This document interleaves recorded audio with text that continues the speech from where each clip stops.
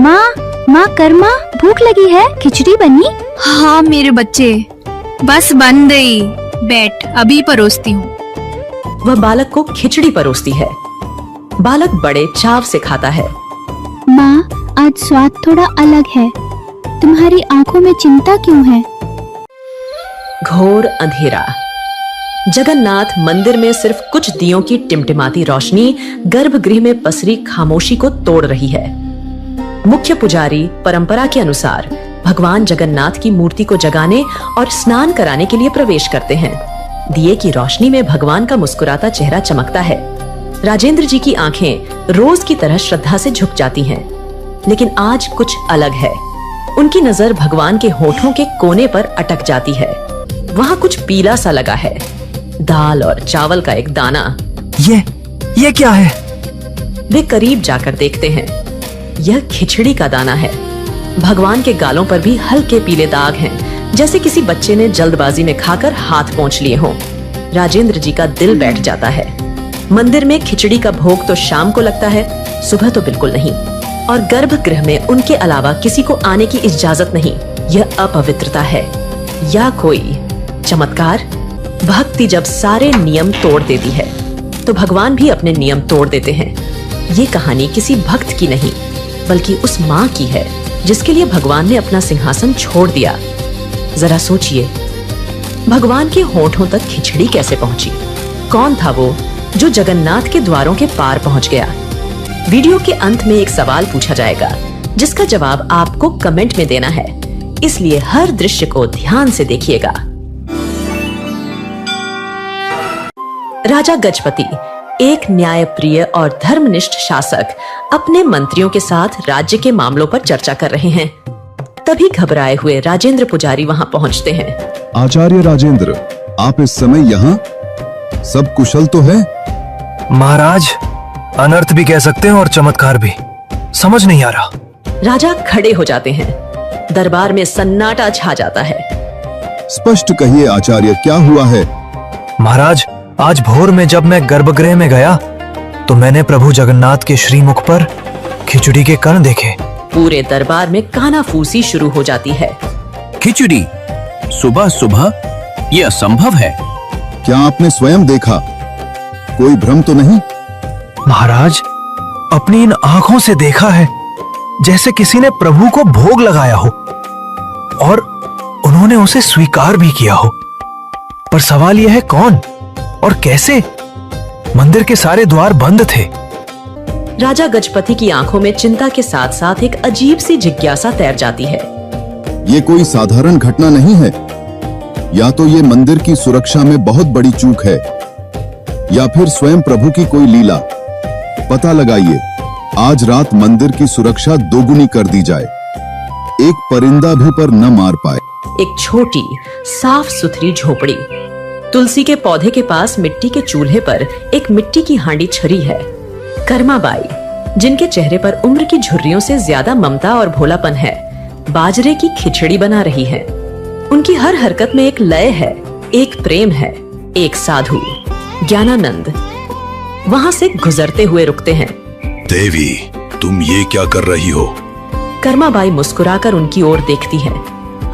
प्रणाम महात्मा, अपने लाला के लिए भोग बना रही हूँ। उससे मेरी खिचड़ी बहुत पसंद है। लाला और तुमने अभी तक स्नान भी नहीं किया। बिना स्नान किए भगवान का भोग, ये तो घोर पाप है। शास्त्र इसके विरुद्ध है। कर्माबाई का चेहरा थोड़ा उतर जाता है। उनकी आंखों में एक बच्चे जैसी उलझन है। पर महात्मा, मेरा लाला सुबह सुबह भूखा होता है। मैं स्नान ध्यान में लगूंगी तो उसे भोग मिलने में देर हो जाएगी। वो बेचैन हो जाता है। मूर्ख स्त्री, भक्ति का अर्थ अनुशासन है। नियम पहले आते हैं, भावना बाद में। भगवान को तुम्हारी मैली खिचड़ी नहीं, शुद्ध मन और तन से दिया गया भोग चाहिए। कल से पहले स्नान, फिर पूजा और तब भोग बनाना, समझे? कर्माबाई चुपचाप सिर झुका लेती हैं।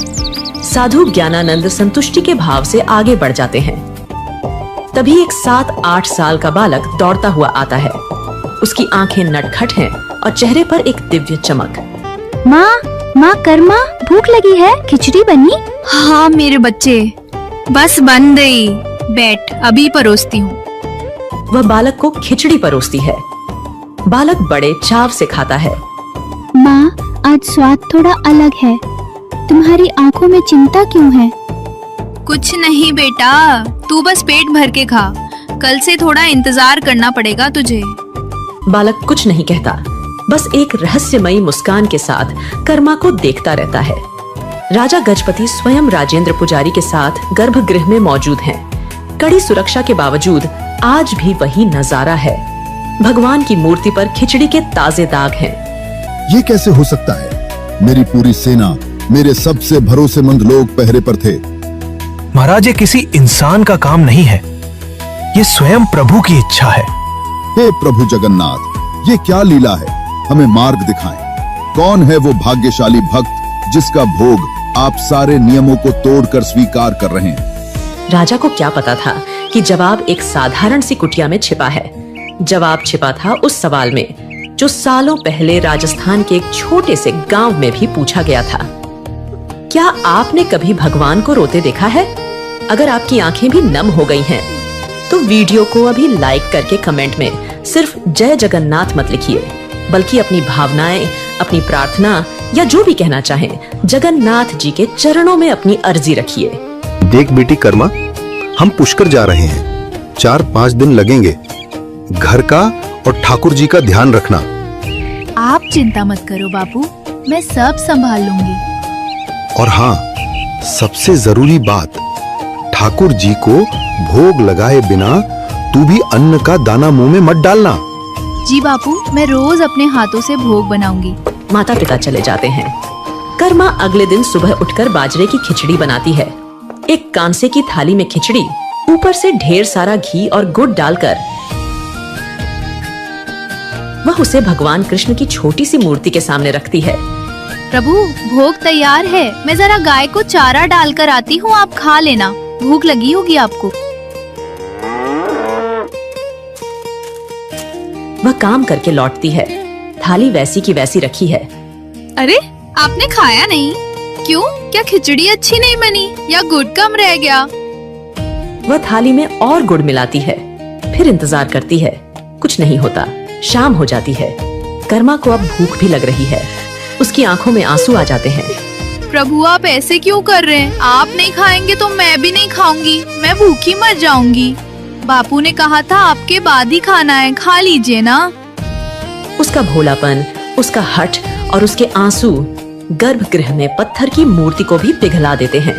एक दिव्य प्रकाश फैलता है। मूर्ति से स्वयं भगवान श्री कृष्ण एक बालक के रूप में प्रकट होते हैं। कर्मा उन्हें देखकर डरती नहीं, बस मुस्कुराती है, जैसे उसे पता था कि वो आएंगे। रोती क्यों है कर्मा? बस पर्दा लगा दो, मैं चुपचाप भोग लगा लूंगा। अरे, इतनी सी बात थी, पहले कह देते ना प्रभु। ना आप भूखे रहते, ना मैं उपवास करती। कर्मा अपनी ओढ़नी से पर्दा करके उन्हें अपने हाथ से खिचड़ी खिलाती है। भगवान पूरी थाली साफ कर देते हैं। राजा गजपति गहरी नींद में है। उन्हें एक स्वप्न आता है। स्वप्न में भगवान जगन्नाथ स्वयं उनके सामने खड़े हैं, पर उनका चेहरा उतरा हुआ है। प्रभु, आपने दर्शन दिए, मैं धन्य हो गया। पर आप चिंतित क्यों हैं? मुझसे कोई भूल हुई? राजा, तुम्हारी व्यवस्था बहुत अच्छी है, पर एक समस्या हो गई है। आज्ञा दें प्रभु। पुरी में मेरी एक माँ रहती है, कर्मा। वो रोज सुबह मुझे बड़े प्यार से खिचड़ी खिलाती है। मुझे उसके हाथ की खिचड़ी खाए बिना चैन नहीं मिलता। राजा हैरान है। पर किसी ज्ञानी ने उसे पूजा पाठ के चक्कर में उलझा दिया है। अब वो स्नान ध्यान करके भोग बनाती है। भूख के मारे मेरा बुरा हाल हो जाता है। जब तक भोग मिलता है, तुम्हारे मंदिर का समय हो जाता है, तो मुझे जल्दी जल्दी खाकर हाथ मुंह पोंछकर यहाँ आना पड़ता है। इसीलिए मेरे मुख पर दाग रह जाते हैं। राजा गजपति की नींद टूट जाती है। वे पसीने से भीगे हुए हैं। उनके चेहरे पर आश्चर्य और भक्ति का मिला जुला भाव है। कर्मा, माँ कर्मा। राजा के सैनिक और मंत्री पूरे पुरी में कर्मा नाम की महिला को ढूंढ रहे हैं। वे कर्माबाई की कुटिया तक पहुंचते हैं। राजा और राजेंद्र पुजारी भी वहां आते हैं। वे देखते हैं कि कर्माबाई स्नान करके गीले बालों में जल्दी जल्दी भोग बना रही हैं। वहीं नटखट बालक बाहर बैठा इंतजार कर रहा है। माँ जल्दी करो ना, बहुत जोर की भूख लगी है। राजा और राजेंद्र जी एक दूसरे को देखते हैं। वे समझ जाते हैं ये साधारण बालक नहीं है। तभी साधु ज्ञानानंद भी वहां आ जाते हैं। महाराज, आप यहाँ इस अज्ञानी स्त्री की कुटिया में? महात्मा, जिसे आप अज्ञानी कह रहे हैं, वो स्वयं भगवान जगन्नाथ की माँ है। आपके थोपे हुए नियमों के कारण भगवान को भूखा रहना पड़ रहा है। ज्ञानानंद का चेहरा शर्म से झुक जाता है। उसे अपनी भूल का एहसास होता है। वह दौड़कर कर्माबाई के पैरों में गिर पड़ता है। मुझे क्षमा कर दो माँ, मैं शास्त्रों का ज्ञान तो पा गया, पर प्रेम का मर्म न समझ सका। आपकी भक्ति ही सच्चा शास्त्र है। आप जैसे पहले करती थी, वैसे ही अपने लाला को भोग लगाए। कर्माबाई उसे उठाती है। उनकी आंखों में कोई गुस्सा नहीं, सिर्फ ममता है। महात्मा आप सही थे, पर मेरा लाला वो बच्चा है, वो नियम नहीं सिर्फ माँ का प्यार समझता है। राजा गजपति और राजेंद्र पुजारी हाथ जोड़कर यह सब देख रहे हैं। उनकी आंखें नम हैं। कर्मा के माता पिता तीर्थ से लौटते हैं। माँ देखती है कि गुड़ का मटका लगभग खाली है। कर्मा, इतना सारा गुड़ कहाँ गया?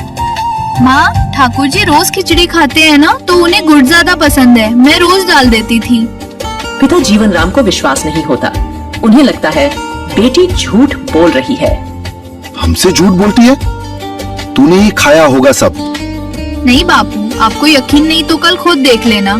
अगले दिन कर्मा फिर खिचड़ी बनाती है। माता पिता छिपकर देखते हैं। कर्मा थाली रखती है, ओढ़नी का पर्दा करती है और प्रार्थना करती है। वे अपनी आंखों से देखते हैं कि थाली में से खिचड़ी धीरे धीरे गायब हो रही है। उनके पैरों तले जमीन खिसक जाती है। वे दौड़कर अपनी बेटी के पैरों में गिर पड़ते हैं। बेटी, हमें माफ कर दे। हम तुझे पहचान न सके। तू तो साक्षात भक्ति का रूप है। समय बीत गया है। कर्माबाई अब बहुत वृद्ध और कमजोर हो गई है। वह अपनी चारपाई पर लेटी है। उनकी सांसें धीमी चल रही हैं। वही बालक जो अब भी उतना ही बड़ा है, उनका हाथ पकड़कर उनके पास बैठा है। लाला, अब मुझसे उठा नहीं जाता। आज खिचड़ी कैसे बनाऊंगी? तू भूखा रह जाएगा। तुम चिंता मत करो माँ, तुमने मुझे जीवन भर खिलाया। आज मैं तुम्हें अपने साथ ले जाने आया हूँ, जहाँ तुम्हें मेरे लिए कुछ बनाना नहीं पड़ेगा। कर्माबाई मुस्कुराती हैं और शांति से अपनी आंखें बंद कर लेती हैं। उनकी आत्मा शरीर छोड़ देती है। मंदिर में कोहराम मचा है। भगवान जगन्नाथ की मूर्ति की आंखों से अविरल आंसुओं की धारा बह रही है। पत्थर की मूर्ति रो रही है। राजा गजपति और राजेंद्र पुजारी भागे भागे आते हैं। वे यह दृश्य देखकर कांप उठते हैं। हे प्रभु, ये क्या हो रहा है? हमसे क्या अपराध हुआ? राजा गजपति समझ जाते हैं। वे हाथ जोड़कर प्रार्थना करते हैं। रात को राजा को फिर स्वप्न आता है। भगवान जगन्नाथ एक छोटे बच्चे की तरह सुबक सुबक कर रो रहे हैं। राजा, मेरी माँ चली गई। मेरी कर्मा माँ मुझे छोड़कर चली गई। अब मुझे सुबह सुबह प्यार से खिचड़ी कौन खिलाएगा? अब मैं किसका इंतजार करूंगा? राजा की नींद खुलती है। उनकी आंखों से भी आंसू बह रहे हैं। लेकिन ये एकमात्र माँ नहीं थी। ऐसी और भी कहानियां हैं जहां भक्ति ने भगवान को विवश कर दिया। राजा गजपति ने सभी पुजारियों और पूरे राज्य के लोगों को इकट्ठा किया है। उनका चेहरा दृढ़, निश्चय और गहरी भावना से भरा हुआ है। आज से और इस सृष्टि के अंत तक भगवान श्री जगन्नाथ को अर्पित होने वाले 56 भोग से भी पहले सबसे पहला भोग मेरी माँ, भगवान की माँ कर्माबाई के नाम से बाजरे की खिचड़ी का लगाया जाएगा, ताकि मेरे प्रभु को कभी ये न लगे कि उनकी माँ उन्हें छोड़कर चली गई है। उनकी माँ अब यहीं है, हम सबके दिलों में और इस मंदिर की परंपरा में हमेशा के लिए। और इस तरह एक साधारण किसान की बेटी अपने निश्चल प्रेम और भक्ति से जगन्नाथ की मां बन गई। आज भी जगन्नाथ पुरी में हर सुबह दुनिया के सबसे शक्तिशाली भगवान अपनी मां के हाथ की खिचड़ी के लिए एक बच्चे की तरह इंतजार करते हैं। अब देखते हैं आप में से किसने इस कहानी को ध्यान से देखा है। एक सवाल है आपके लिए उत्तर दे हो सकता है कि अगली वीडियो में आपका नाम आ जाए। प्रश्न, खरमाबाई पहली बार भगवान को कौन सी चीज का भोग लगाती है? ए, दूध और केला, बी, बाजरे की खिचड़ी, सी, पूरी सब्जी, डी, दूध चावल। सही उत्तर कमेंट में लिखे। अगर आपकी आंखों में भी आंसू आ गए तो आप भी जगन्नाथ के भक्त हैं, जो इस कलयुग के सबसे जागृत देवता है। हमसे जुड़िए, सब्सक्राइब करें और इस भावना को दुनिया तक पहुंचाएं।